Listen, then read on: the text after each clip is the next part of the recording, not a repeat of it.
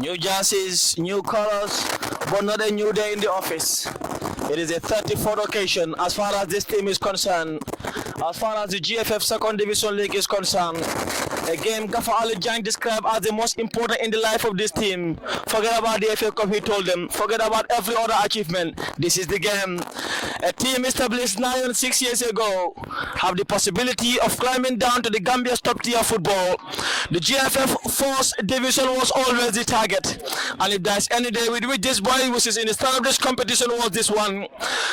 The future is bright, but this is just the beginning. They have taken a picture that will be remembered for years to come if Medina get a positive result in this game. And a positive result today does not just mean victory, but even a point would do. The boys from Lamen, established way back in 2019, won the FA Cup after first time of asking, have the chance to take this team to the top of Gambian football.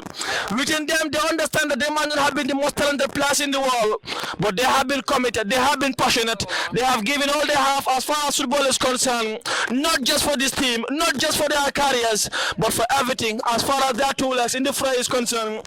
In the fourth leg against Essau, Lamin Cisse was the star man, jinking past almost everyone into the penalty. He was brought down and they won a penalty for Essau, with which he converted calmly. For today though, Medina couldn't care less, couldn't care about the history. They understand that there is just one objective. There is just the objective of course holding on to a point. The objective of taking this team to the country's top tier joining GPA. There could be one of the youngest team in Gambian football history to be in the top tier of Gambian football. As you watch here at the Jonas Summer football field, Medina are playing from left to right, while Essau all green playing from right to left. Right to left they are playing. They are absolutely playing for nothing other than pride. They already are relegated and they will go back to the third division in Essau for the next year's competition. For Medina though, they have all to play for, absolutely all, because they understand that even a point would do. 3 would be more than enough. Some guys, supporters, they are faithful, are watching this game with attacking interest, because they understand that no matter how much they Tom Serekunda, they will need a result in this game to go their way. The good thing for Medina is their destiny is in their own hands. The bad news for some guys is their destiny depends on Essau today. Would Essau do that? Work remains the big question. For Medina, they couldn't care as to which team are playing in any other ground. Apologies for the announcement of the starting XI. On goal we have Omar Keita, the undisputed #1 Medina's keeper for today, and has been in most of the games this season.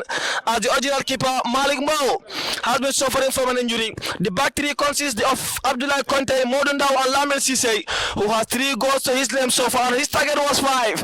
Will he score 2 goals in this game to complete that target? The double pivot consists of Adam Ajata, scorer of 2 goals for Medina, all goals coming from Bakau, and Mustafa Jaju, to complete that double pivot role. Yusufa Chati on the attacking midfield has 6 goal contribution, 3 goals and 3 assists in his early Medina days, learning from Falcons. The striking department consists of Umar Bojang and Mohamed Jabi. Jabi too, another leader center forward, scored 2 important goals for Medina. For Essau, they have Amadou Dafe on goal, Amadou Korka the number 2, Abdul Sam 27, Lamin Songo 22, Modify 12, Lamin Jam 6, Fode Isane 21, Mohamed Gomez 19, Aliou Demba 7, Mod Lamin Sise 10, and Demba Kor wearing the number 23. Mustafa Jaju lifting it long to Abdul Jaju, who's running into the penalty area, delivers first time. The ball was cleared out for a corner for Medina, and that will be a corner in this early exchanges. It was beautifully worked by the Jaju square on the left wing department.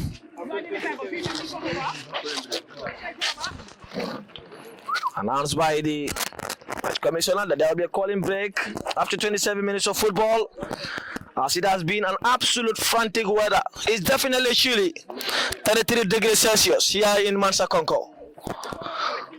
Humid, absolutely. Abdul Jaju sends it long first time. That is still not out. I wonder how Abdul getting it back into the penalty area. Free kick, Medina, who have been by far the better team in this early exchange so far. Medina attacking on the deep right of the field. Essau United defending firm. Here comes a free kick just at the edge of the box. So take this one is Mustafa Jaju, one of Medina's dead ball specialists. Lonely from BST Galaxy, 4 goals to his name so far. One of them a belting thunderbolt against RS standing at the Box Mini Stadium in the early parts of the first round. A strong 3-man barrier. Motlam Mercedes keepers in there. Judge to take this one. Sends it long first time to the far post. Modern Down was looking, getting it back into the penalty area. Still not fully cleared. Netminder will come out to Gara, who is Amadou Dafe. Dafe tried getting it long. Now trying to recover. He does recover, trying to keep that ball in play. Would be able to do so. All blue today, Medina. Absolute original new kits on an enemy territory. Modify is 12. So Fachari trying to close him down in the best way possible. Umar Bojan also coming out to help the defensive cover from Mohamed Gomez miscued. Abdul Jaju controlling it down to Mustafa, who is twisting and turning to Yusufa Chati. Telling the pass to Mohamed Jabi. What a wonderful turn. Abdul Jaju giving him that attacking option and was in an offside position as he was urged by his teammates to recover in time. Playing the left wing back. Hadrum Gomez dropped to the bench today.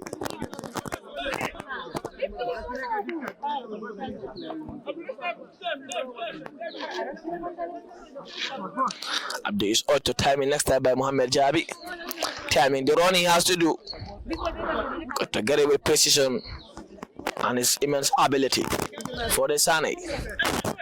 Getting into Modify. Fight down the middle to Mohamed Gomez.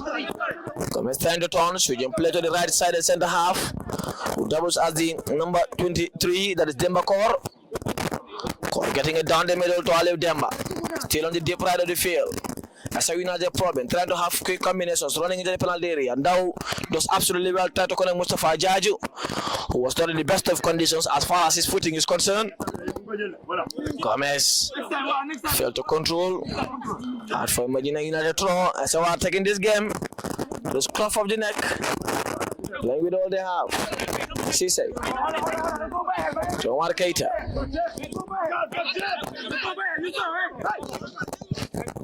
Keita ought to go along. He did go along. Clear out by Serendi. London Jata will keep that ball in play. Essau Rada. Jata still running into the opponent's attack. Mohamed Jabi was creating that space. Yusufa Chati giving that wonderful option. Chati to Mustafa Jaju, who tried lifting it long first time to Abdul Jaju. But the right back in Amadou Korka was taking chances. Abdul was in an offside position once again. Mustafa was out to keep the ball by Gafajan.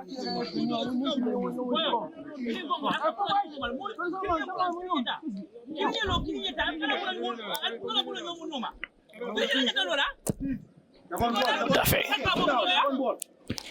sends it long, now heading it out. You can say free kick. Jata taking it quickly to London Jata.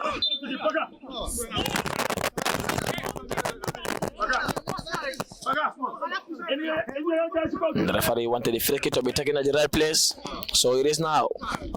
Cisse. To Keita. Keita sends it long. Landing Jara jumped. Was over jumped there by Maharu Fai. Medina wins it back quickly. Chati tried to get it to Umar Bojan first time. Mustafa Jadi was making that first time run. Went for a first time volley went over the crossbar. That was a brilliant sort of target. Jadi could have gotten the right and much better, but failed to do so.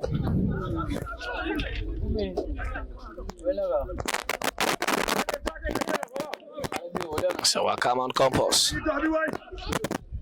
Medina urge to stop walking by their gaffer. Or to prop free kick Essau against Adam Ajata. Mola Messi to take this one. One of their star players in Mola Messi. Come on the ball. A good dribble or two. Korea. Getting it down the left channel. Mola Messi was waiting. Adam Ajata went for first time tackle. It's a free kick against Mola Messi for Medina in his own territory. Final game of this season, the final dance, the day with which this young team could be promoted to the top tier of Gambian football. Not even the CEO, not even the president, not even the team manager could have saw this coming at the time. It was an investment they saw to be fun at the time, so to give young people the platform to express themselves. Now it is more than that. Now it is business time. Now he's going to the top, wherever he may be watching from.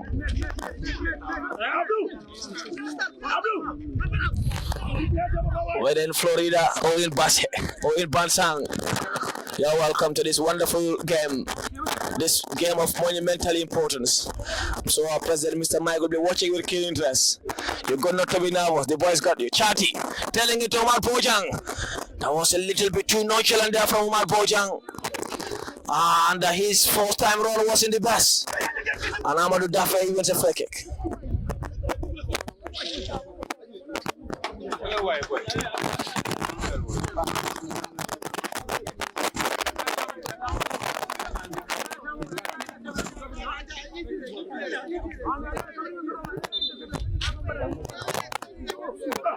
Hey, go to hey! What are you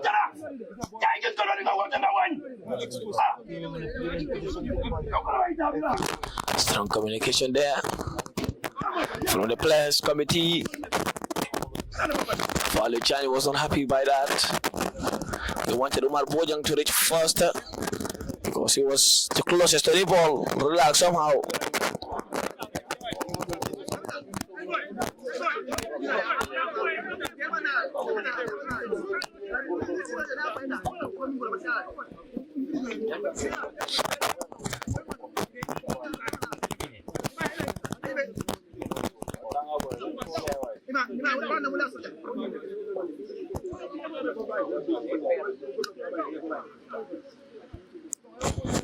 Good and a strong handshake there from Chajo and Chati. After a little bit of disagreement.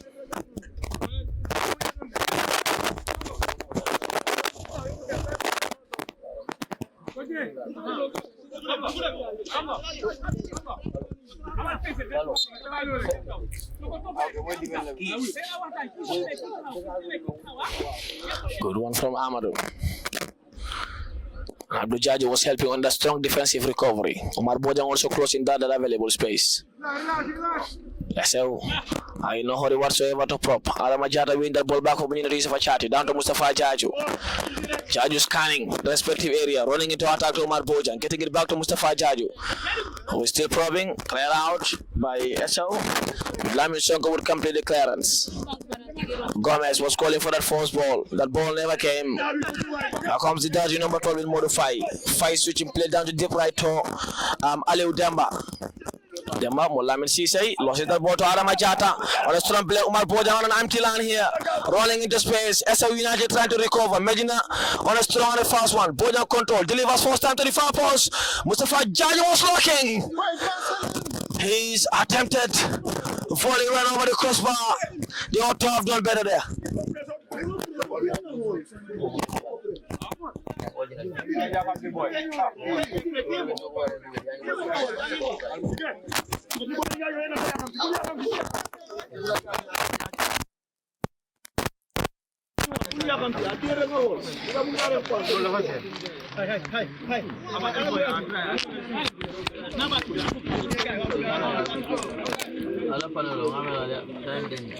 So I'm missing so many balls in the middle of the park, and Medina got to make them count. Amadou Dafe. Go along, flick it against Motlam and Cisse.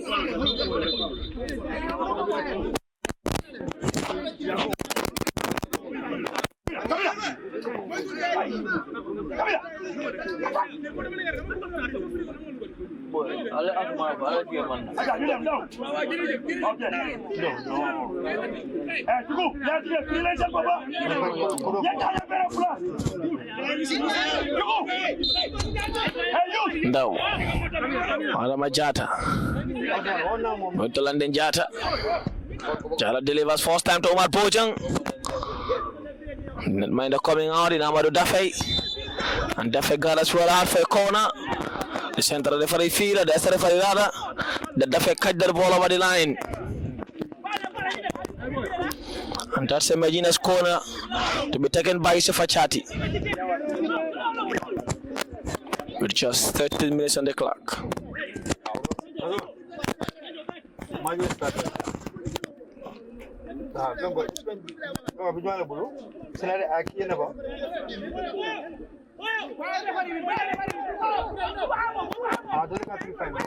Now could be the final warning on the center of the referee to Motlam and Cisse. Chati delivers. That was attacking. Free kick Essau. And they're on half.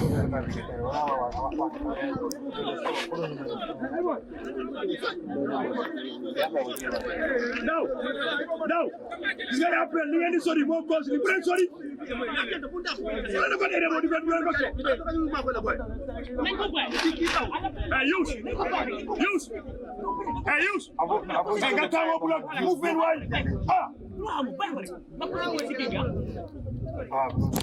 Let me see. So happy by those referees calls.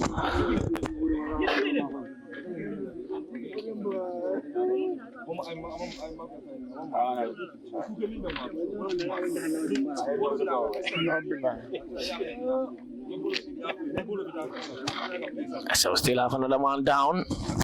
That's number 21. He's for the Sane. Double as the centre back.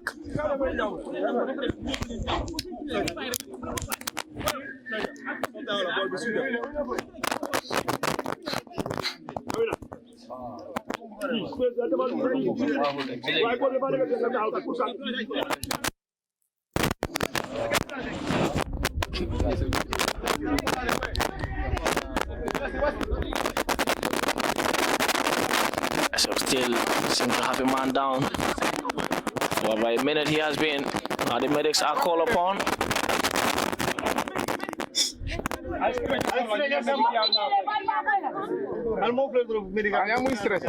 Yeah, we to go and give the player a helping hand there. One of the players are warming up.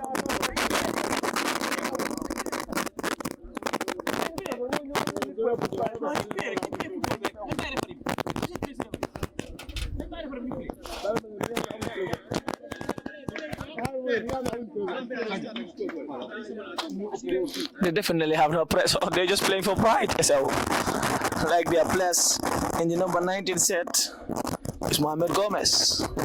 Medina decently on a pressure because they have all to play for. Mohamed Gomez put it the right way that they play for pride, more or less. Preparing for their first substitution in the evening. Oh, that doesn't look good. It's number 21 there for the Sane.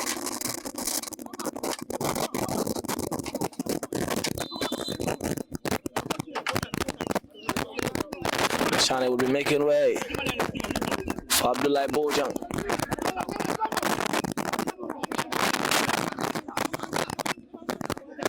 Lyman Cisse controls. And then Jata will win the ball back to Lamin Sise, who lifted long to Yusufa Chati, heading it down to London Jata.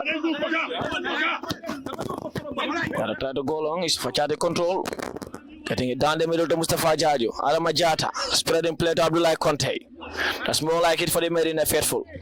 Conte trading in the pass, was looking for the run of Mustafa Jajo, but Essau tried winning it back almost instantly. Jajo has it back to Chati.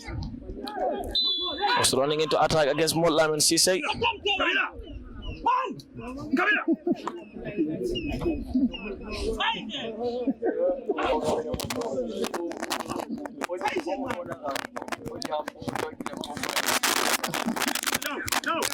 Bojang is the one coming in.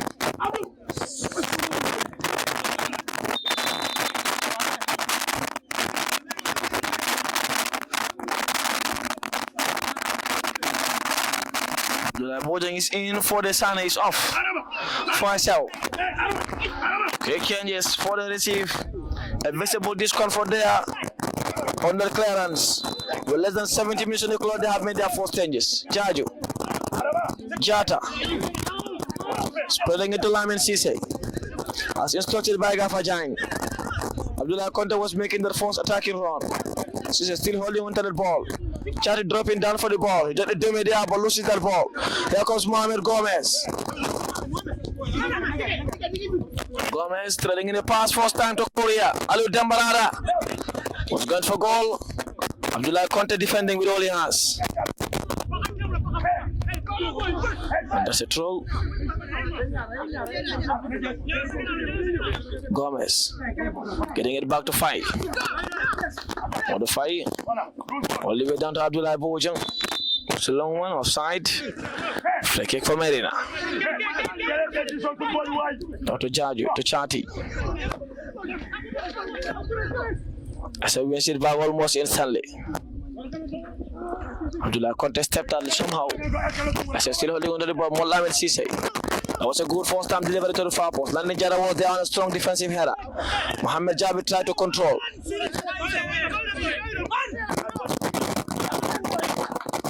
Mohamed Gomez. Gomez spreading play. The deep right of the field. To Demba Korea. It's a good first time delivery. Essau are building into the game in the best way possible. They definitely are probing. Mustafa Jaju, still not a goal kick. One back by Essau. Aliou Demba. Down the right hand side channel. Lamin is clearing his line. They scored via penalty in the first leg. Amadou Korka, the right full back, keeping that ball in play. Another Majara clashes line to Omar Bojan to Mohamed Jabi. Essau wins it back almost instantly. They're still trying to probing they are doing. Now clearing his line. Abdul into an almighty space if he is able to keep that in play. He is able. Mohamed Jabi is there. Moulamin Omar Bojan too is there. Abdul still running into attack. Brought down. Advantage to the central referee. Bojan. Mustafa Jaju. Adama Jata. Jala trying to spread play. But the ball was won back by Mohamed Gomez. For Essau, who definitely play with confidence. Whose play right now doesn't reflect that posture in the table. Gomez. King passes marker with Poish. Lamin Cham, the 6 was waiting. But off to go all the way down to Korka, who gets to Lamin Sise. Sise is looking for the run of Aliou Demba. Demba jinking, trying to twist and turn on the deep right of the field. Amadou Sam was in that almighty space, and Aliou Demba wins a free kick. Into a very good position in the field. But Lamin Sise, the captain, to take this one. As a look in the tempo of the game in the best way possible.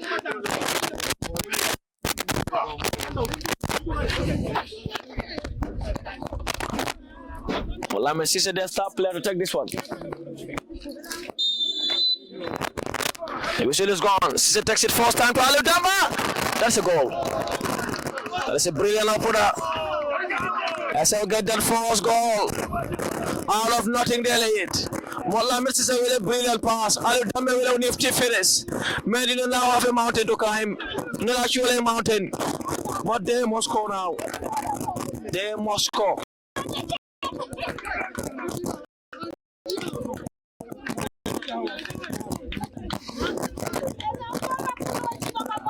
Definitely approach to this game does not reflect what was needed in this game. It's a game that has been approached so much for.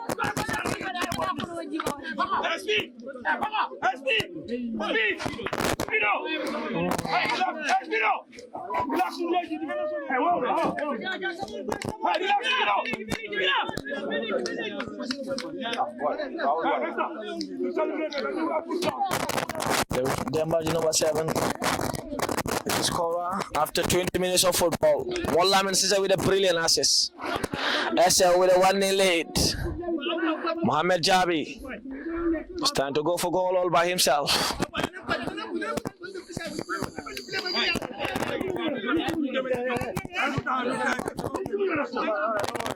The mood is a big question here.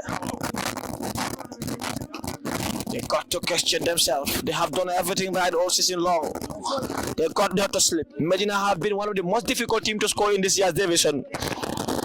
And you cannot concede like that on a game that you need it all.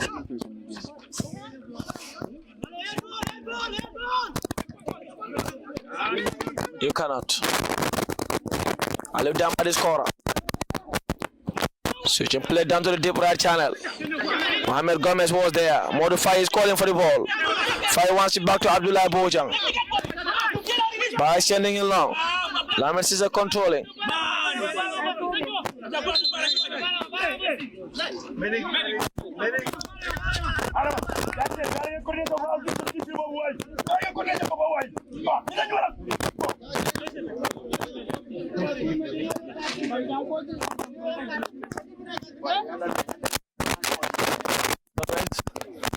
It's okay to continue. Live will resume.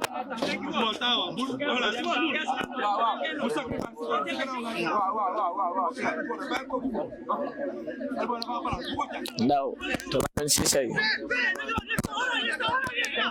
Caesar to London Jata. Hello goes to Omar Bojang. Jata, Mohamed Jabi. And Omar Bojang running into the penalty area. Bojang trailing it first time to the far post. That was a good one from Chati. I was clear of the line out for Medina United corner.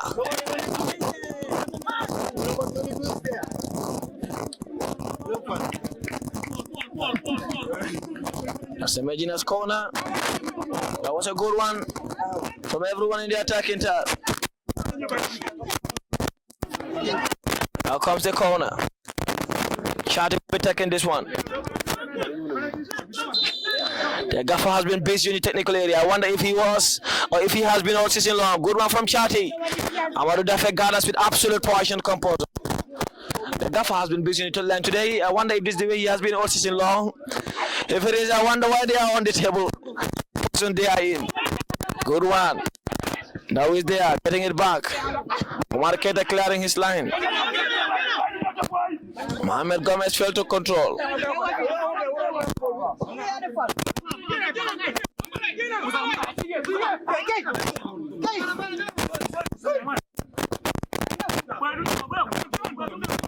Good one for Adama Jata. Was going to Mohamed Jabi. Jabi to Chati. Chati was looking for the run of Abdul Jaju. Aliou Demba. I'm going to put Lamin Caesar. So getting it down in the middle to Lamin Caesar. I say have been by far the better team in this game so far. Caesar. Switching play Korka to modify. Fight. Getting it down in the middle to Lamin Shanko. Got to modify. Fight back to Abdullah Bojang. Bojang to Amadou Dafe. Essau have been good. Absolutely have been. Number 4 was there. Good one from Dafe. Long Gina's half. Now having a good touch. Aliou Demba. But Lamin Caesar heading it back. Omar Keita.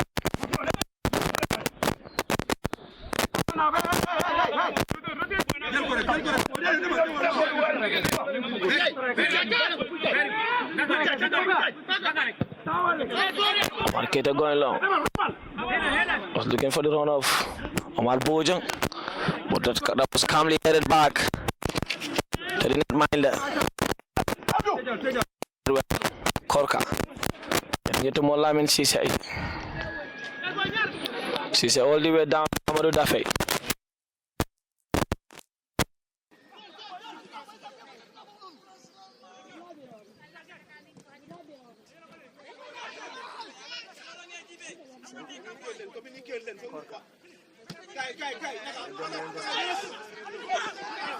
Close down the ball. The team passes back, but that ball was one foul. 27, the time. This is a ball down, but it's 55 seconds. The Andrews is attacking.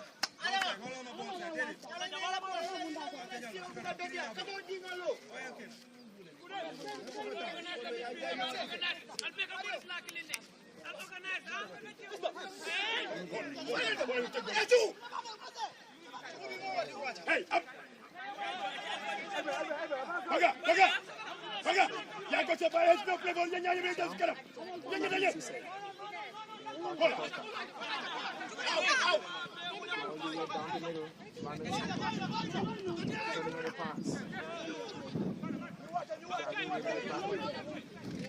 Down to Mohamed Jabi. Malbolden into space.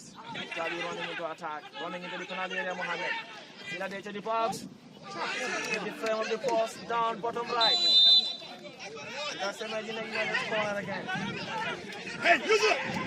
Hey, Yusuf!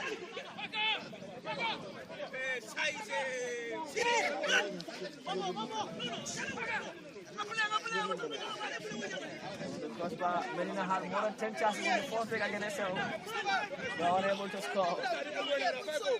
This time is starting in a similar fashion. They're going down again too. Come here!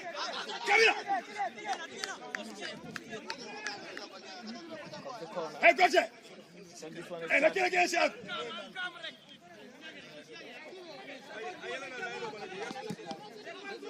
He delivers.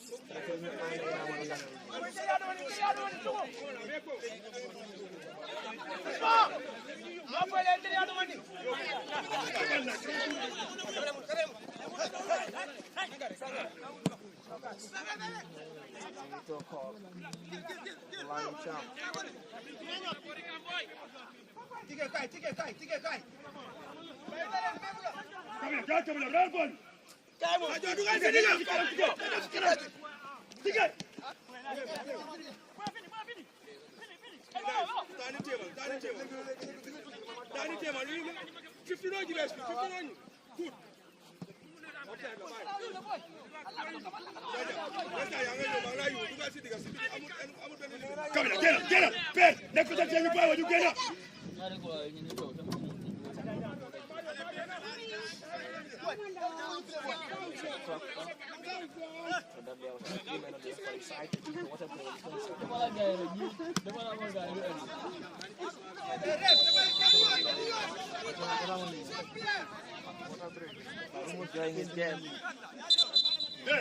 I'm right!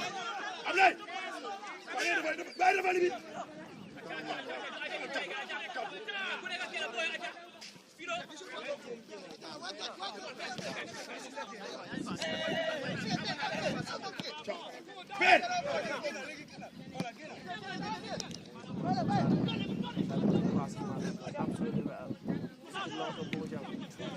All by Lamin Cham. I'm taking it back into attack from Mustafa Jabi. Boy, in the down. I'm the fight still attacking. That was a wonderful tackle.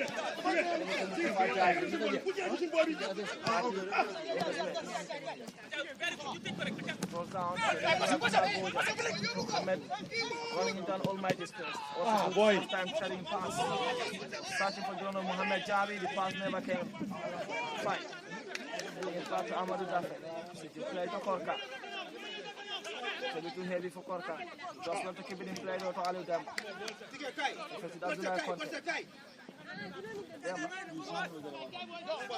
And the middle. Running circle. Back to Korka.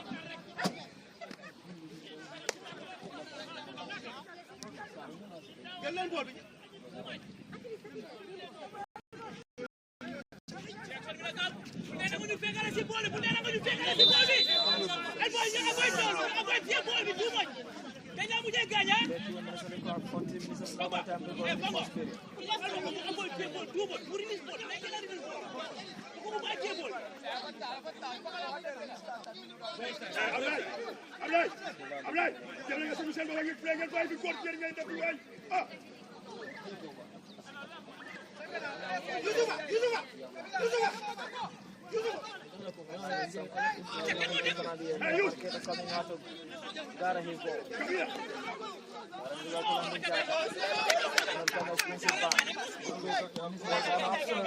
looks like five. Atau sisa, atau songkok, atau korka. Dengan baku songkok, dalam dropping down for the ball. Tinggi long to songkok buat lah. Songkok sisi down to Mohamed Gomez.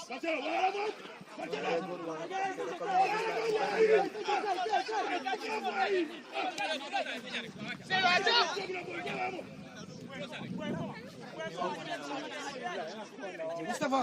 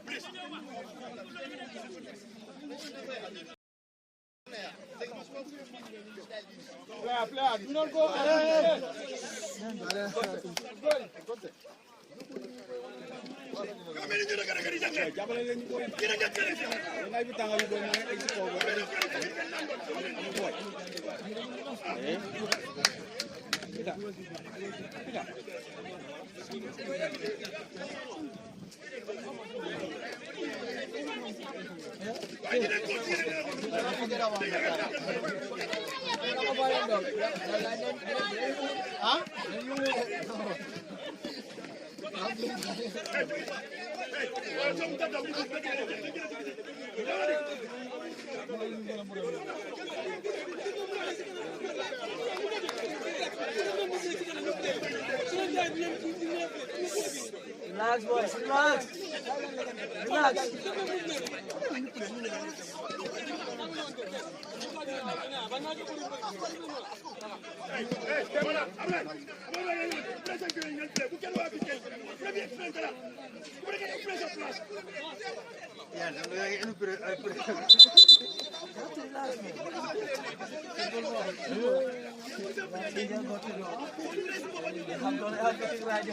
All season long. The camera they are on the press asking him, you better you always are. That's what they ought to do.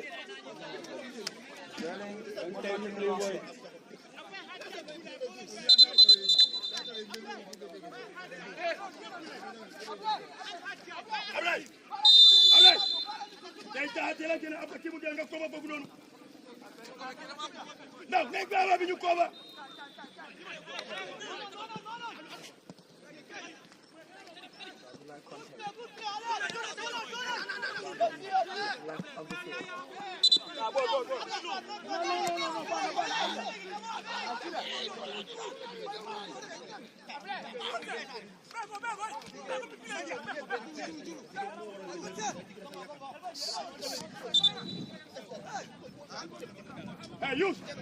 Get us go, boy, why you pass and go?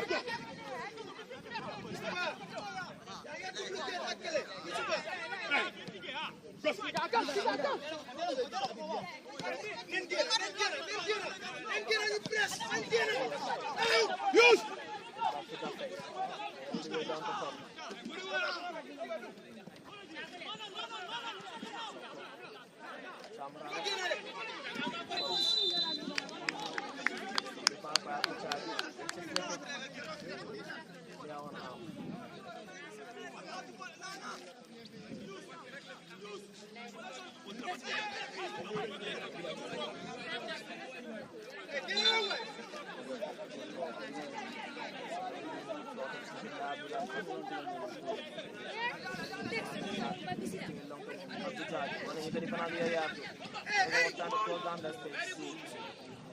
The ball back.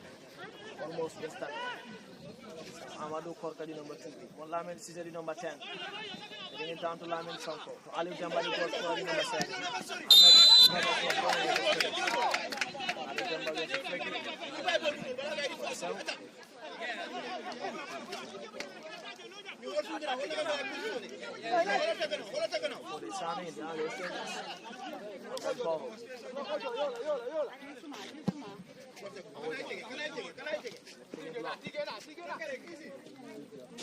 is touching it back in the play.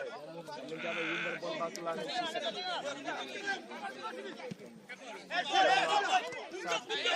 Touch it off.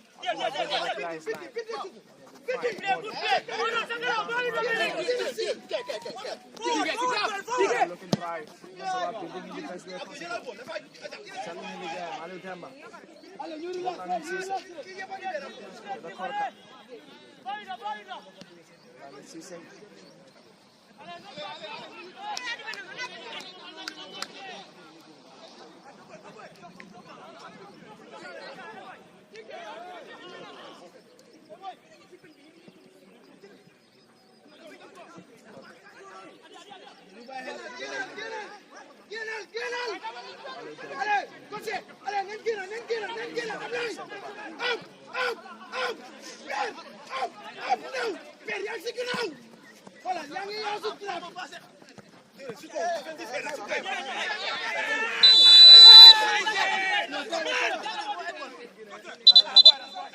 Goal back.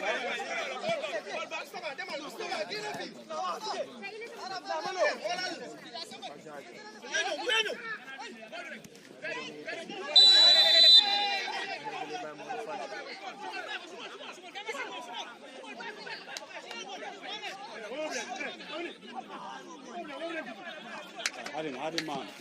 We need Hardy man.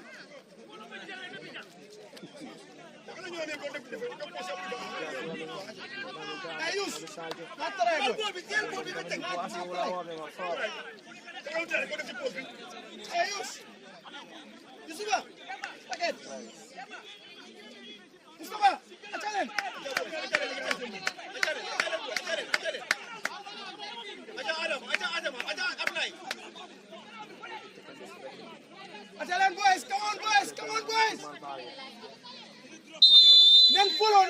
Nen follow. Wow, Amnenko. First time to the far post. Good one, boy. Equalizer. Wonderful one from Lamin Cesari. Brilliant header at the far post. And Medina back on level terms. 5 forces target. He got his foot in the first period. Super chatting with a penalty delivery.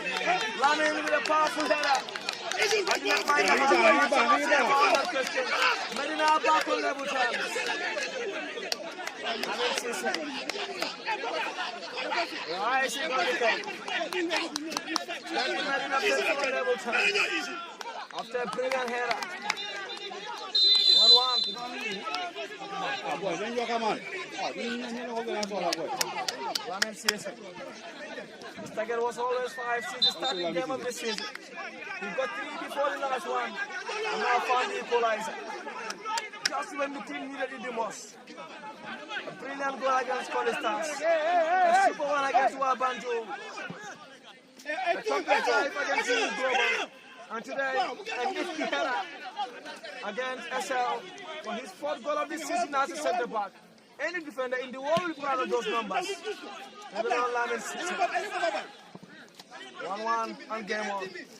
Again, the balance back is made in a favor as far as their qualification charge is concerned. So perhaps they are booster. And a lift to their dreams. The dreams of going to the top. Good one.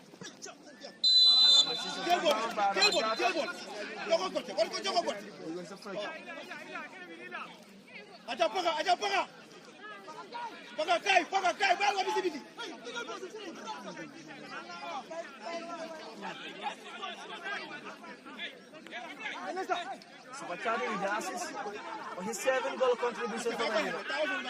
He was not having the best of games, Supercharging, but delivered when it matters the most. What a brilliant delivery. 4 assists, 3 goals, 7-goal contribution.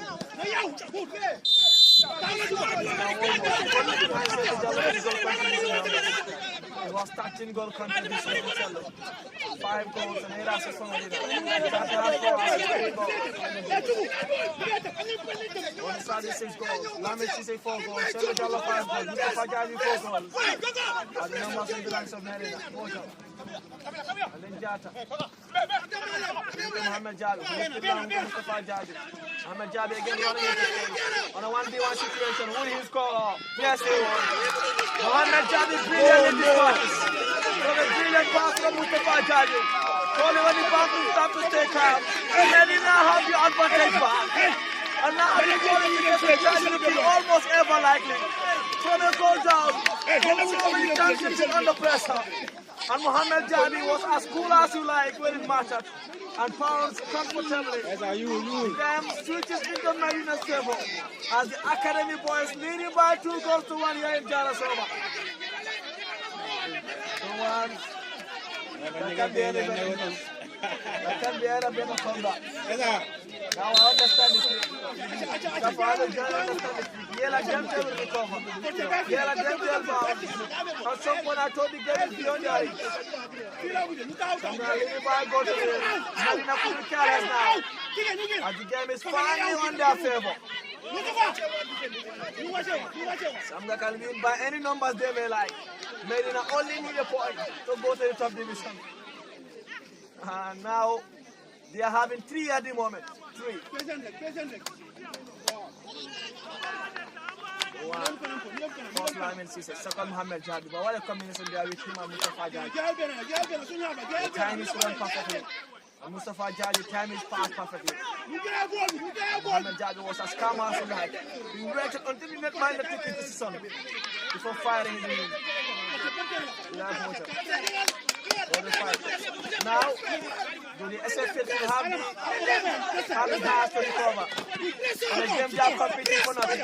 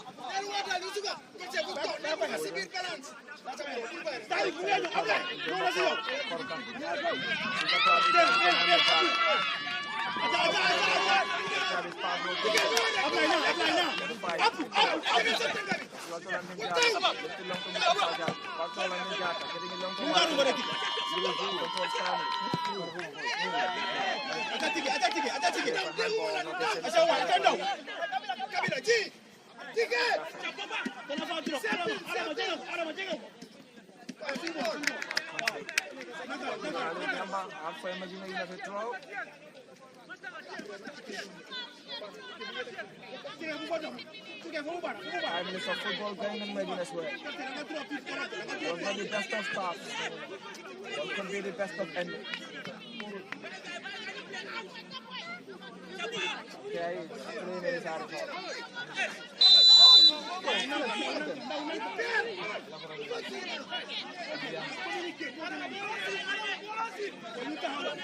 Let's get there by the grace of God. We saw you. Because of course in that way. The only thing that will stop us from getting there now is Essau can score 2 other goals in this game. We can make a response. Would they be able to question? Scoring goals hasn't been one of their biggest activities this season. That's why they are where they are in the table, at the foot of the table. The committee negotiated. Ahmed Gomez winning that time. So Abdul Sam. I'm going to fight you. Non-human barrier of now. Of Conte, of Jata, Araba. Keita arranges Barak is lacking. Ahmed Gomez preparing to take this one. The bad one, Keita was required for it. After corner. Then he was going down. Less than half a minute to come back into this game.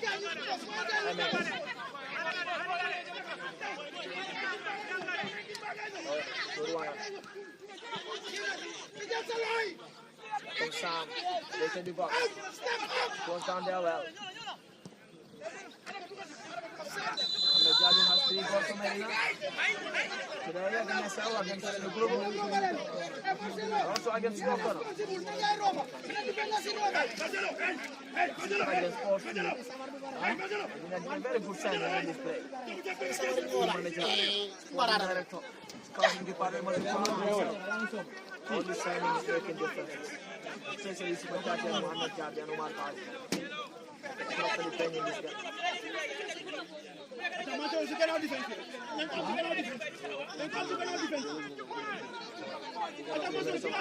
already played. Central referee Mustafa looking at his clock. And that is the half-time whistle.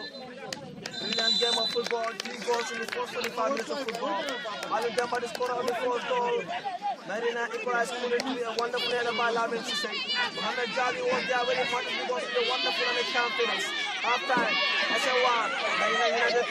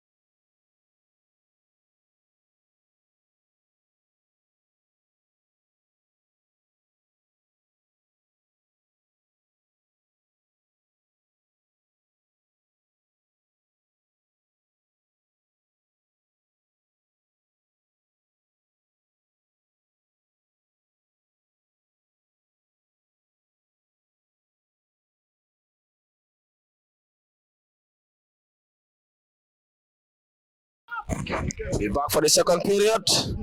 An important, interesting 45 minutes of football to go now. And Medina have just one job, to see this game off, to avoid conceding in the best way possible, in the longest time possible. 2-1 they're leading after going a goal down.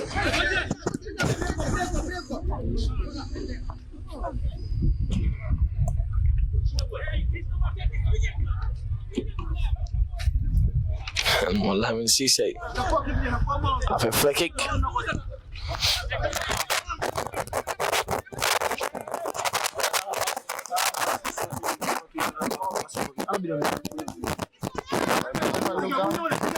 Abdullah Boja will be taking this one.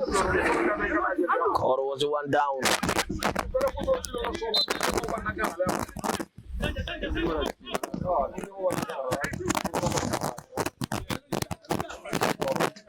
Bojang launches it long to Landing Jata, who does well to get that back to Mohamed Jabi. Landing Jata was running into space. Jabi trying to jink past his marker, spreading play to Omar Bojang on the deep right of the field, who was onside. Jink past his marker, going for goal. In that mind, the Amadou Dafe got as well. Shot on target, ought to have done better anyway, but manages to have a shot on target. Fair play. Fight.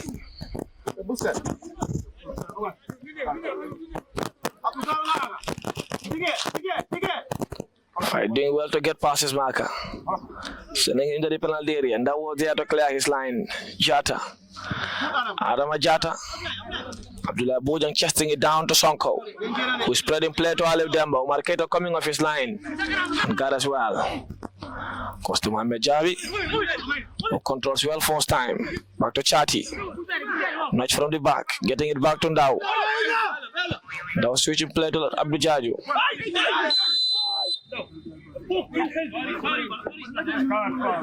Korka is the one down. Abdul is down. Korka with the foul.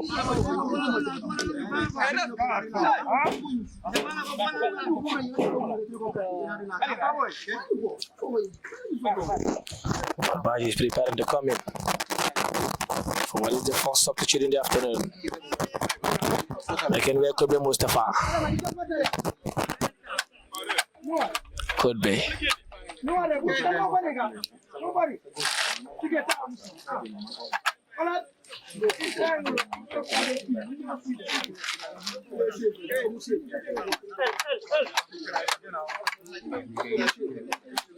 Oh, it's for Chadirada. Yep.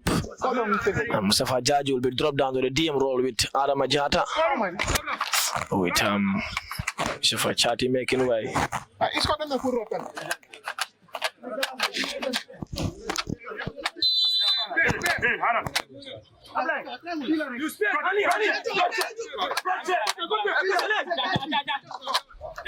Contact gets it to Omar Bojang. Or try touching it for Mohamed Jabi. He didn't mind the Dafa Gadas.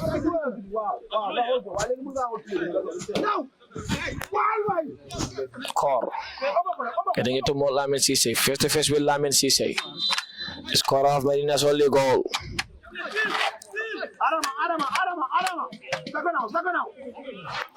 For the fight to take the resulting ball. For Essau. Fight to Mohamed Gomez. Gomez spreading play to Korka. Abdul Jaji was there on a strong defensive mission. Getting it to Omar Bojang, who's heading it up there for Chati. Now clearing his line. Mohamed Jabi too was there. Chati. Mustafa Jaji to Mohamed Jabi. With twist and turns. Free kick advantage at the central referee. Omar Bojang running into attack. Trying to get past his marker. Still in the penalty area. That was a heavy one. Inches over the crossbar. Not a bad try. Not at all. Making way. This is for Chati. He had a brilliant contribution. He assisted the first goal. Signed from Falcons in the middle of the season. Had 10 appearances for Medina. Had 7 goal contributions. This is for Chati. Let's give some cheers from the Medina supporters. 3 goals and 4 assists are good numbers from the play just in the second round.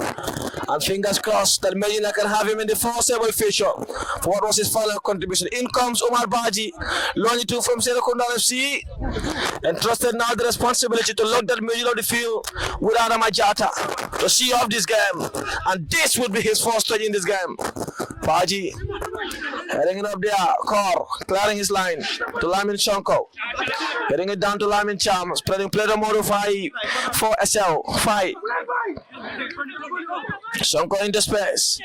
Abdullah Conte wins it back to Abdul Jaju, getting it to Mohamed Jabi. Jabi fell to control. Omar Bojan also fell to have a clearance. Aliou Demba. Demba to Korka. Amadou Korka to Lamin Cham. Cham looking for Modu Fai. They left full back. Mohamed Gomez into space. Molamin Sisse 2 into space. Korka wants it back. Gomez still holding onto that ball. Fai. Try lifting it long to the run of his center forwards. Lamin Sisse was struggling there and wins. It's free kick and ball against Lamin Sisse for deliberate handling of the ball as per the referee's discretion in Mustafa. And Sisse feels he was fouled there. Disagreeing was the central referee. Essau wins a free kick in not a bad position in this field. Mohamed Jabi also dropping down to help in that barrier. He has 3 goals for Medina. Assisted again post in the last game for Chati. And Sisse is still down on a visible discomfort. He's ought to be okay. And then Jata giving him a helping hand. So preparing another substitute after they were forced to do one in the first period.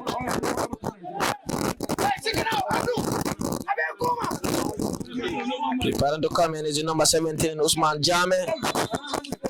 The whistle of the referee is gone. Mohamed Gomez to take this one. Gomez whips one into the far post. Korka was looking out for a goal kick. So preparing a first substitution. And it is Usman Jame who will be coming in any moment from now onwards.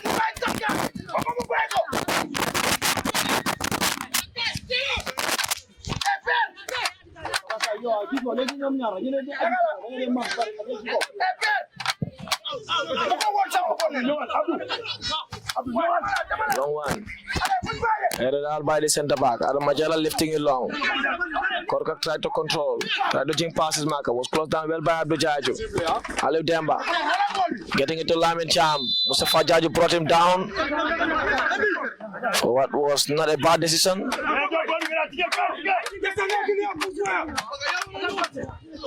Sisse. Korka. Back to Kor. Modify. Getting it to Mohamed Gomez. Sending it long to Aliou Demba for what was a very good attacking run. Aliou Demba was a good run. And the substitution they were preparing is Abdul Sam will be making way, who I think had fewer touches than any other player in this field. In Abdul Sam.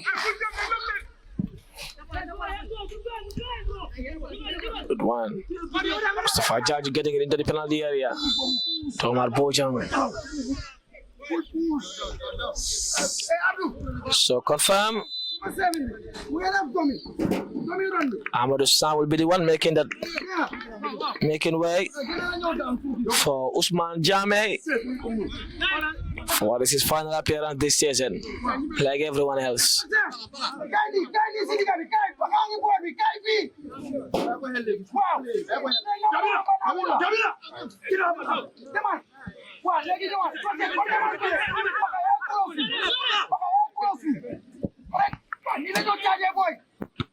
She say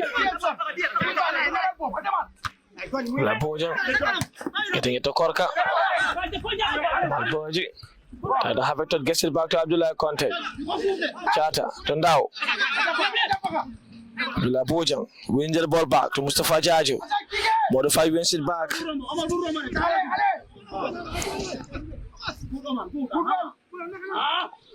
For Essau, now comes Cham. Bojan. Aliou Demba. Going all the way down to Amadou Dafe.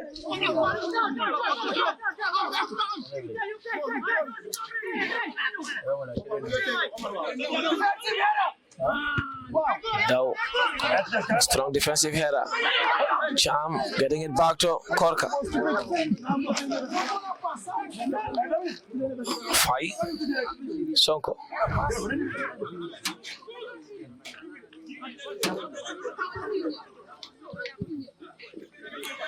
The ball was won back by Landon Jata almost instantly. Omar Boja making the attacking run. Jata's pass was not the best. Recovering back in the position. Korka, Amadou. Omar Baji wins it back. Turning in the pass to Mohamed Jabi. Omar Boja making the attacking run. Running into the penalty area. Boja Omar trying with his weaker foot to the far post. And it's out for a goal kick.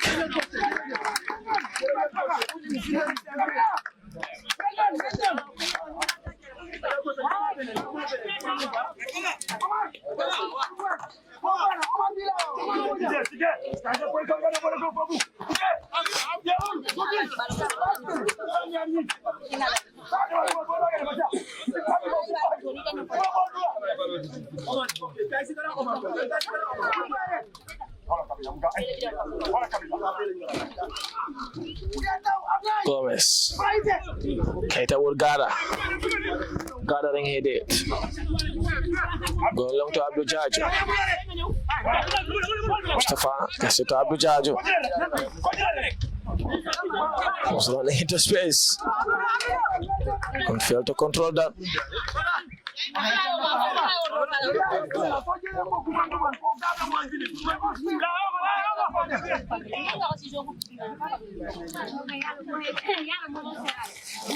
Fight.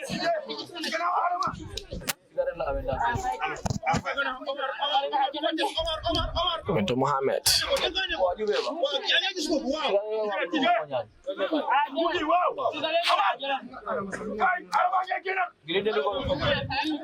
Mustafa could be one of the easiest players to coach in this team. You call him, he listens and implements almost instantly.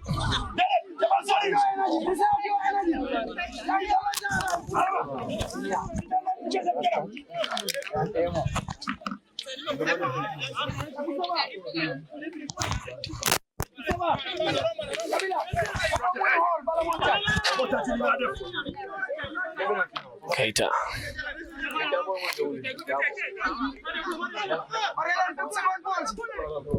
Launches it long into attack. Omar Bojan had a very good flick. Abdullah Bojan was there. And a strong defensive clearance. Omar Baji getting it back. What a recover. Recovering he's doing. Alif Demba. Let me see to modify. Sise.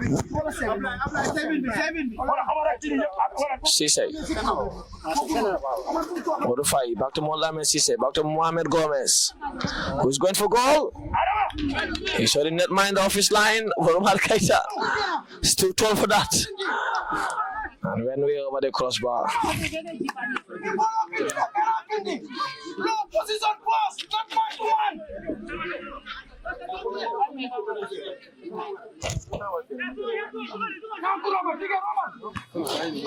58 minutes on the clock. 2-1 Medina lead.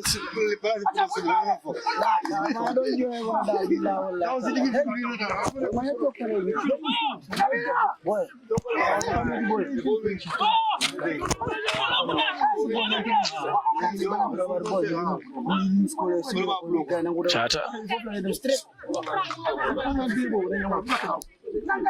Too long to Omar Bojang. He's also going long to Mohamed Jabi. Beautifully headed back by Amadou Korka to Dafe.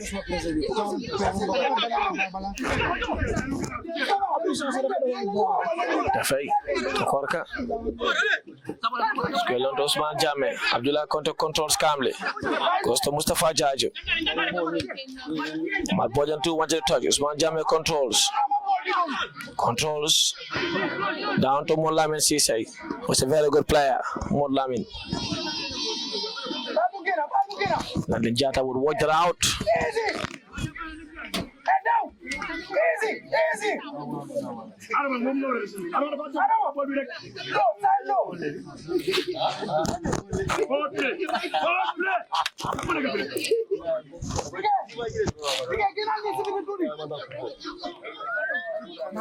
Jata goes to Omar Bojang. Mr. Fajaji gets it back to Adama Jata. Spread the play to Abdullah Conte.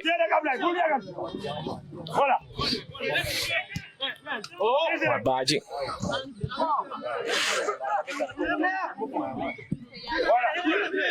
Okay, they're trying to clear his line.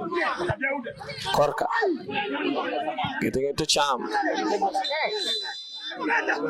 Malvaji was whacked from the back against Lamin Cham.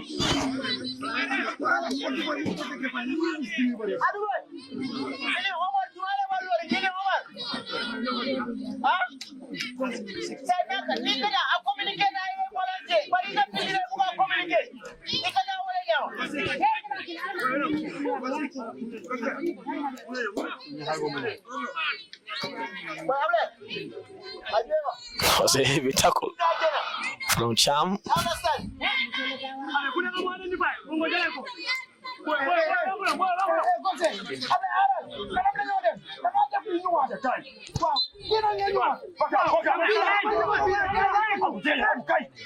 And that was a good exchange there. Abdullah Conte still calculating his spots. One of the calmest defenders in the league. Went long. Marbaji getting it back. Free kick Medina.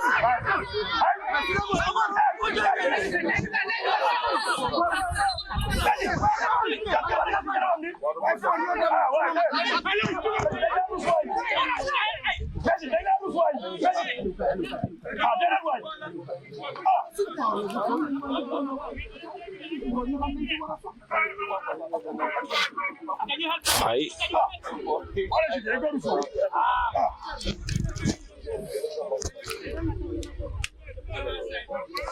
Kafale Jan is ought to stay calm by the match commissioner. And his words that we should be sharp to the central referee. Majabi Nejata getting it back to Lamin Sise. Markaita.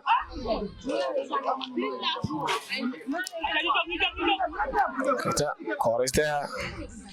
Clearing his line, back to fight, back to Core. Essau playing in their own half. Jada winning it back. His return pass to Mohamed Jabi was not the best of decisions.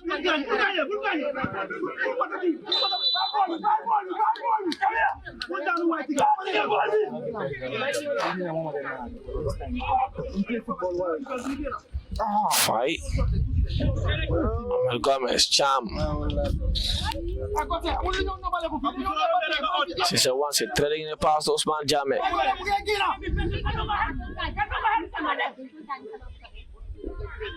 Sisa on a brilliant defensive mission. Gomez is still on the ball. He's attempted volley when we are over the crossbar, but that was a beautiful play there by Gomez. Poor defending there by Medina. And Essau would go finding the next one. With the academy boys edging ever close. Time is running out for Essau for any salvation they may have for Samga, who are leading Serekunda FC in the first period while leading. Medina also leading by 2-1. Destiny in their own half. No negotiation whatsoever for any favoritism. In their mind, that's not part of the ethics of football. I curiously asked the assistant coach of the team, Usman Cham, did we make any efforts for anything like support from the opponents? In his response, no. That's not part of the ethics of football. That's not who we are. We are originally an academy team structured to teach these people the right thing as far as football is concerned. And the right thing is playing your game and giving your best. And anyone who watches this game understands that Essau are giving their best, that there is no negotiation whatsoever on the Imagine the Faithful. It has been a fairly balanced game. In fact, safe to say Essau have been by far the better team. As far as movement, creativity, passion is concerned, Medina aid them by experience, aid them by the finishing touches, aid them by the brilliance of Chati's delivery, Sister's header, and Mohamed Jam's cool finish.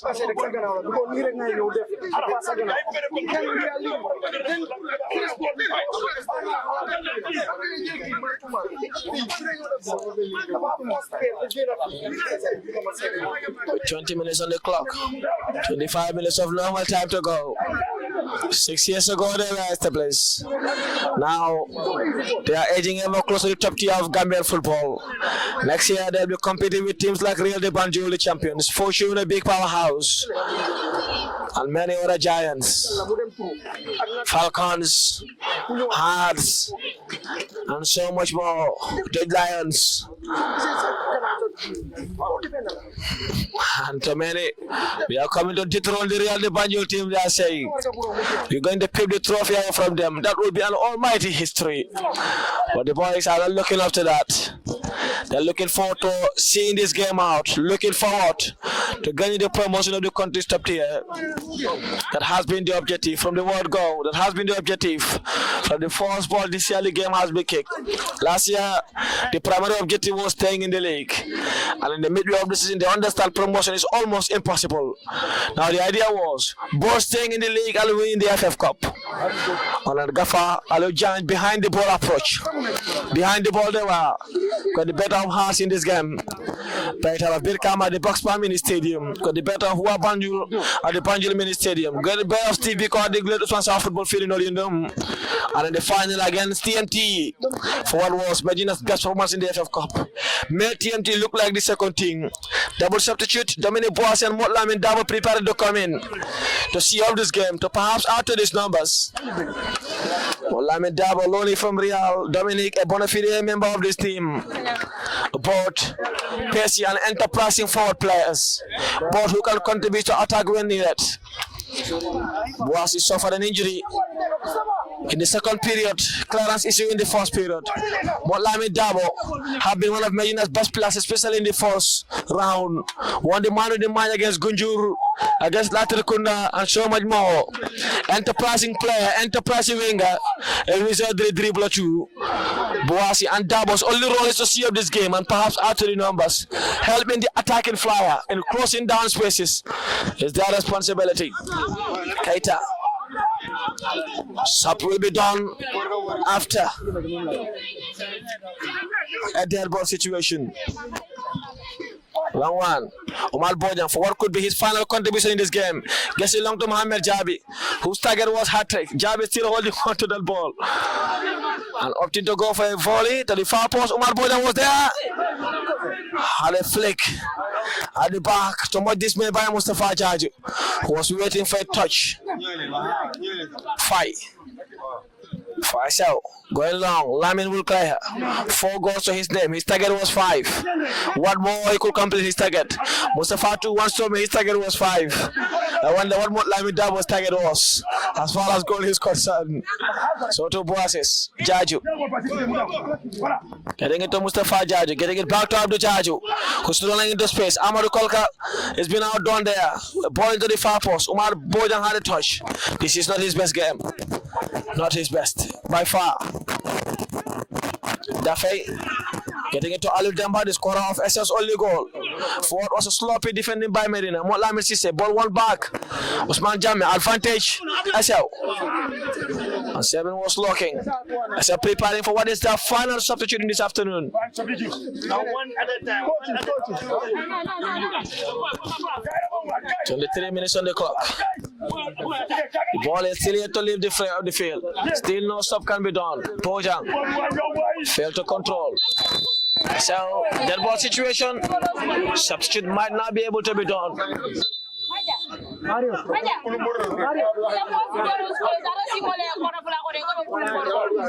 So preparing the substitution.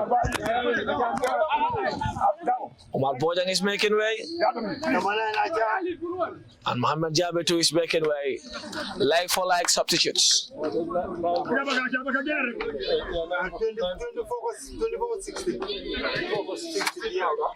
24 hours.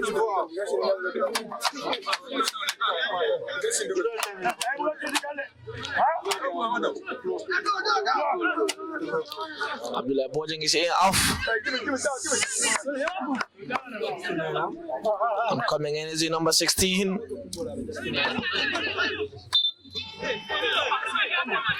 Number 16.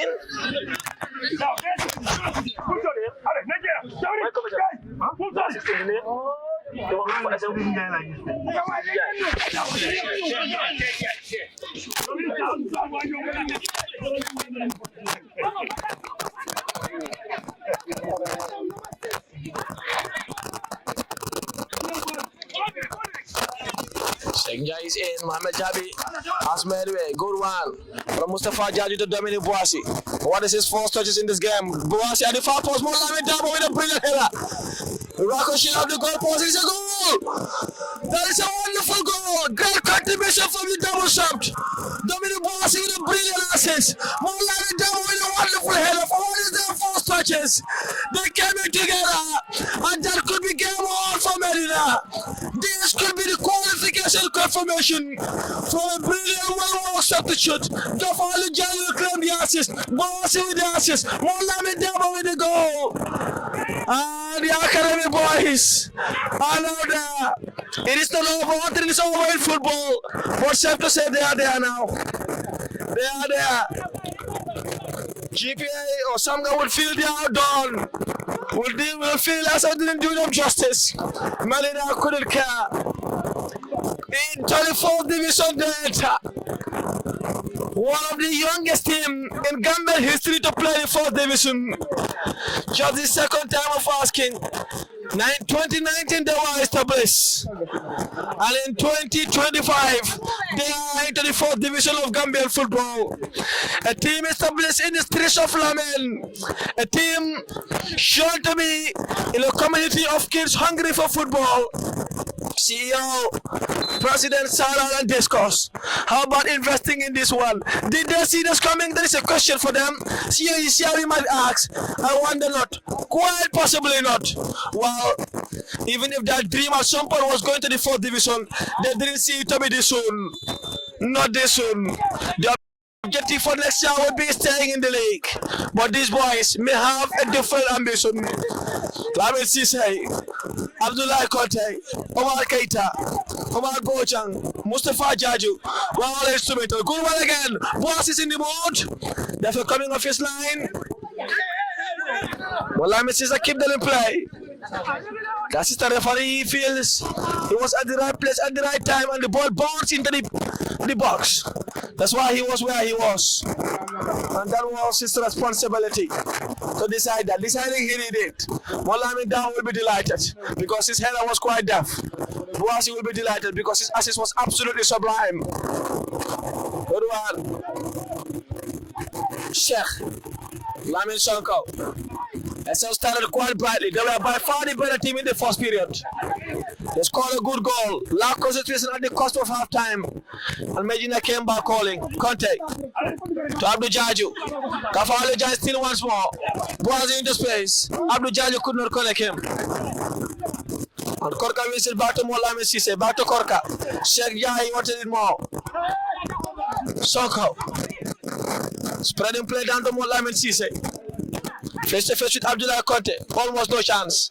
Getting it back was Lamin Cham, back to Lamin Sisay. Face to face again with Abdullah Conte. Around the edge of the box, he's a good dribbler, but not against Abdullah Conte. Cham delivers. Keita mishandles that. Oh, that is a handball. He wanted to be mini Maradona. Maybe. Mohamed Gomez scored the ball via his hand. Central referee, it's a yellow card, he's giving it. He's giving it by the central referee. An almighty day in the life of this team. Today is 17th of July 2025. Medina age close. Moulamin Dabo might perhaps repay the favor to Dominic Boasi, who tried to jump past his marker. Miscues the at the cusp. Manages to get it back to Mustafa Jaju. Boasi still rolling into space. And Essau wins it back. Mohamed Gomez. He's a very good runner and good on the ball. Jim passes Marcus. And Omar Keita gathers it calmly.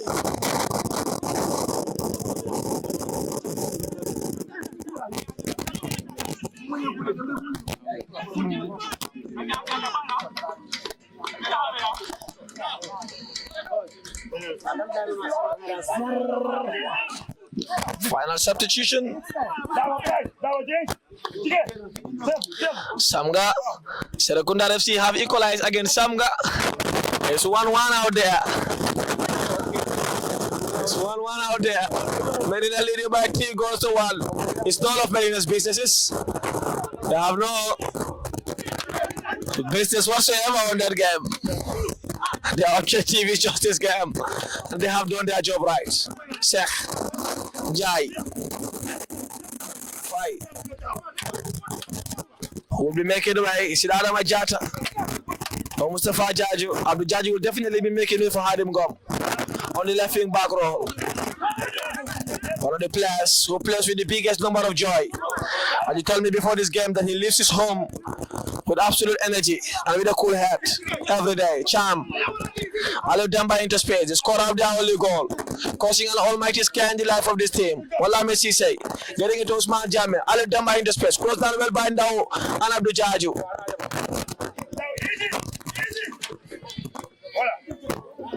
And that is a throw-in. Final substitution. Sidi Keita will be in. Adam Ajata will be off.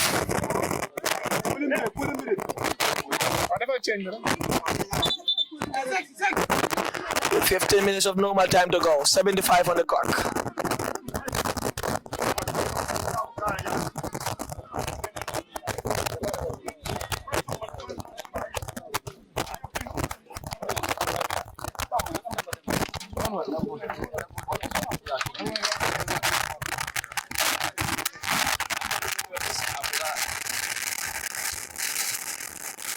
Level terms.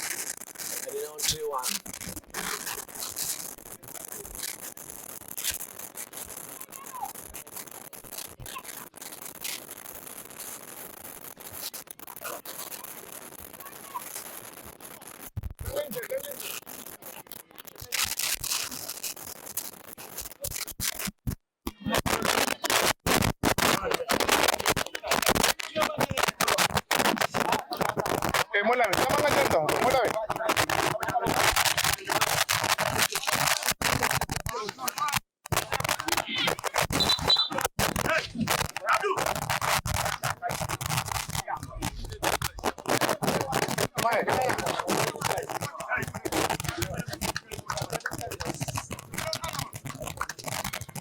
Majata is off, and Abdul Jaji is off too.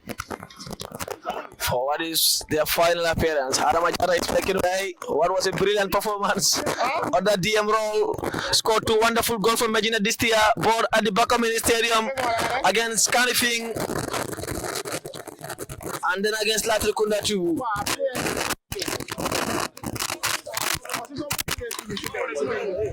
Assistant Gaffer Usman Charm giving him a warm welcome. Kante getting it back to Omar Keita, who has now tucked it in his side. That is unlike him. But now it's time for perhaps the freestyles. Keita the line with Sisei.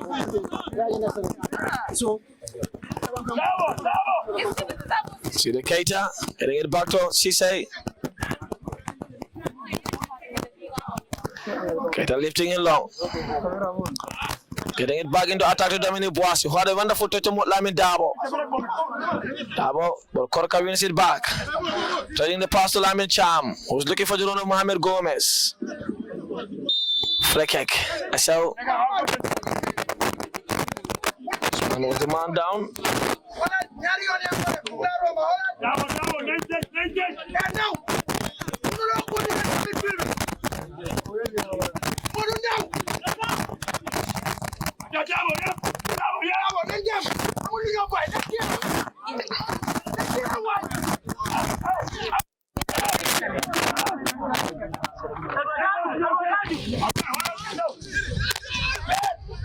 Dabo also has his second goal for Medina. His first was against Serekunda FC in the first leg via penalty. Keita. Abdullah Conte heads it back calmly to netminder Omar Keita.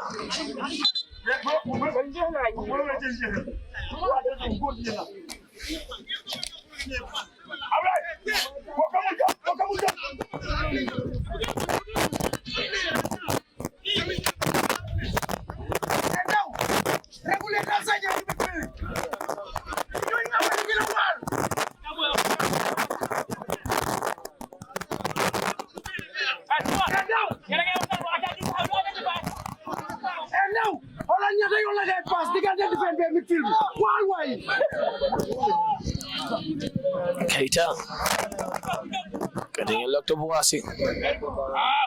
Ball is headed out to Mustafa Jaju. Jaju was telling the pass. Instantly, he knew he was not satisfied with the pass. And he could hear his frustrating sounds.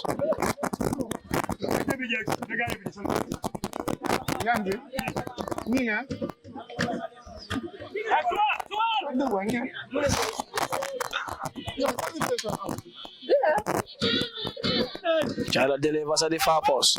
Boasi looking to attack and scores. Oh. And the referee tells a foul against Boasi. But that was a brilliant goal anyway. It was a brilliant header. The central referee feels that was not a goal.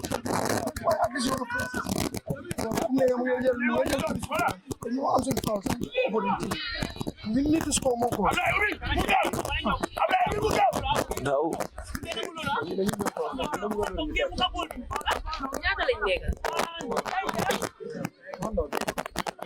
Gomez, who's a definite lively player. And Demba.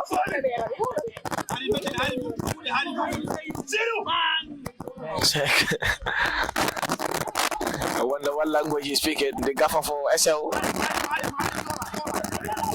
The chairman. Pamod is watching from Berlin, Germany. Maybe he can interpret those words. Could be the German way. Charm.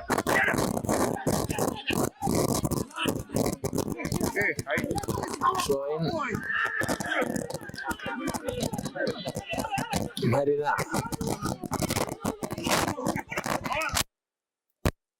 Both is placed by the referee is calling. I wonder where he's favoring then.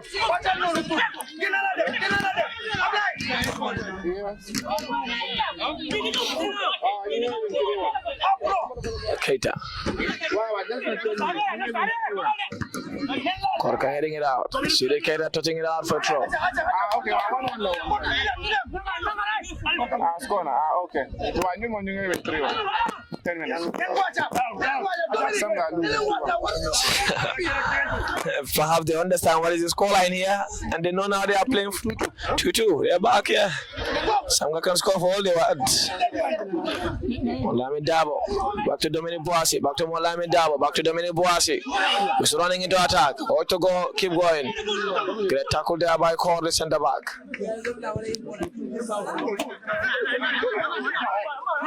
Soko there. And the boy Molami Sise. Usman Jame. Malbaji. After Mustafa Jaju. Molami Dabo running into space. Face to face with the netminder. Trying to run him off. And misses that. Out for a goal kick. That could have been the fourth and perhaps his third in the season. The way he ran the keeper was too deep.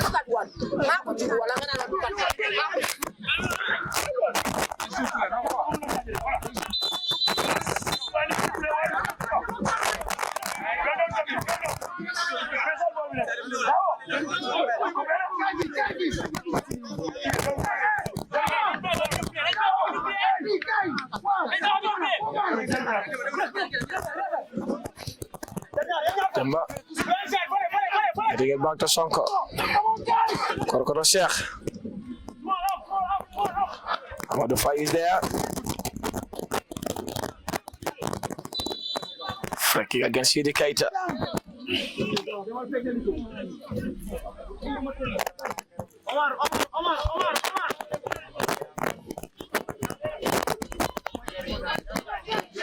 Sheikh Jai getting it to Usman Jame, was asked to play on by the central referee Baji. Miscues that pass. Now is brought down for a free kick for Medina. What was a heavy hit?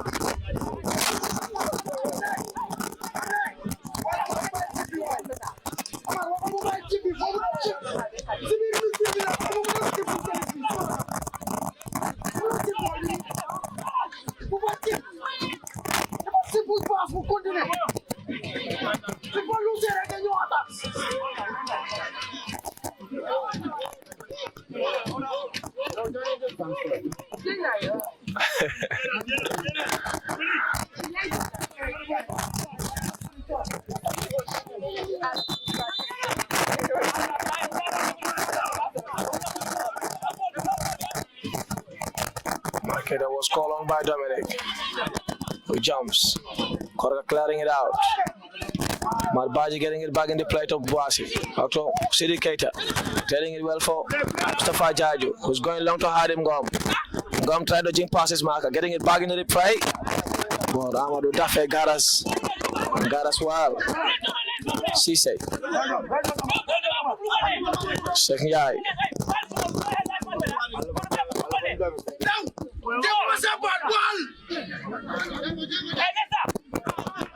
Singai Demba Korta to Aliou Demba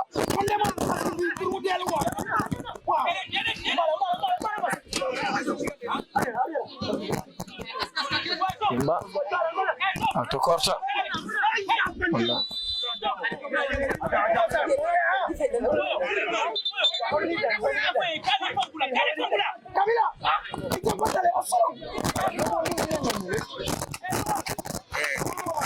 One Cham is still down, nursing a bit of pain.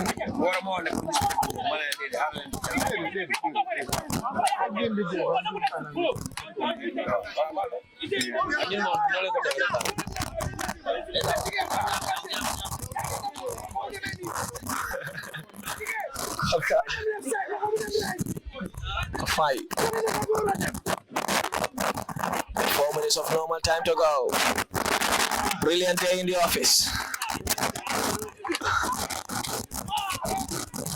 And we wonder how many will be added. Perhaps impossible for Mohamed Gomez, who is definitely Essau's lifeless player in one line with Cisse. Long one to the far post. Marqueta will let the roll out for a goal kick.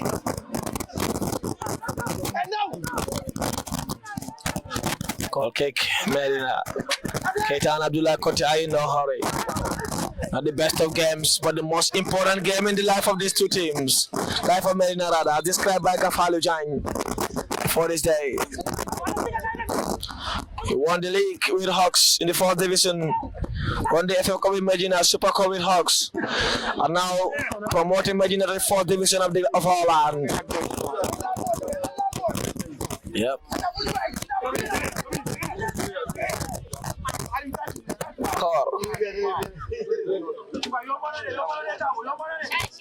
To 5.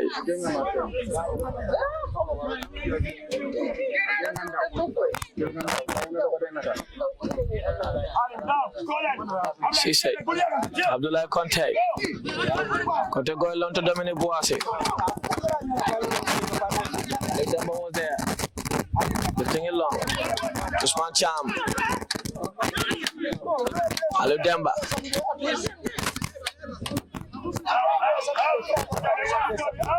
All the way back to Kor. Time is edging ever close. Medina just waiting for the final whistle. For what is a wonderful job these boys have done all season long. They represent this badge with gallantry and honor.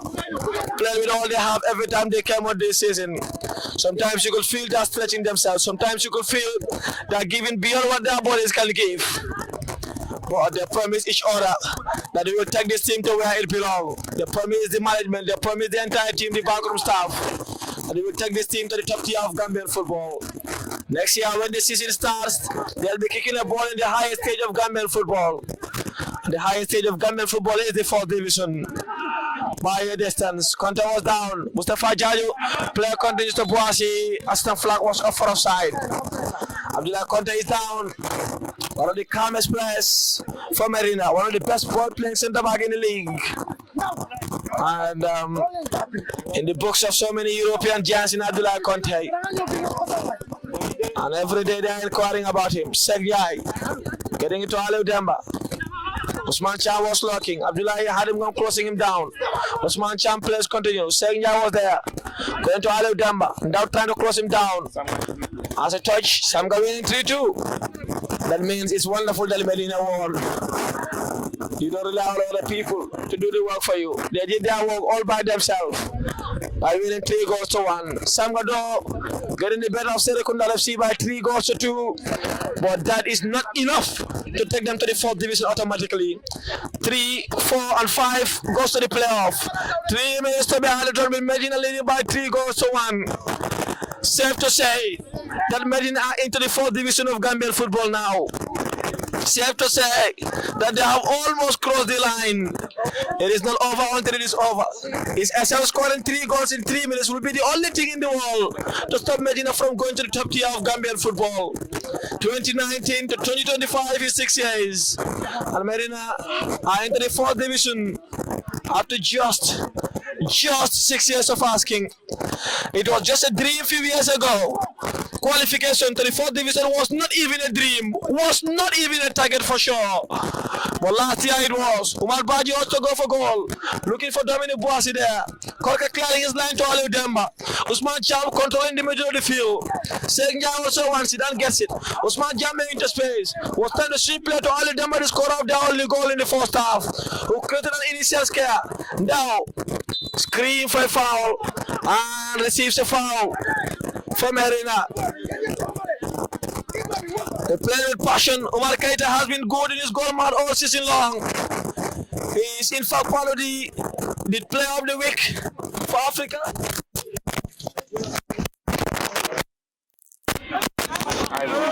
Eyeball player of the week in entire Africa, Umar Keita was a part of. The netminder for the player of the week, justifiably so. He has been good in the goal mouth. The back line of Lamin Sise and Dow, sometimes Kitabu Gajigo. Lamin Sise has been absolutely good. Lamin had 4 goals in his name this year. 5 was his target, but 4 was good. Perhaps we will see a smile from Gafar Lijal for the first time ever in this year's Gambian football. I haven't seen any of his this year. Now, Moulame Dabo, Tolandle Jata. Jala delivers first time. Mustafa Jaji goal for first time volley. And him go once a goal over the crossbar. Over the crossbar for a goal kick.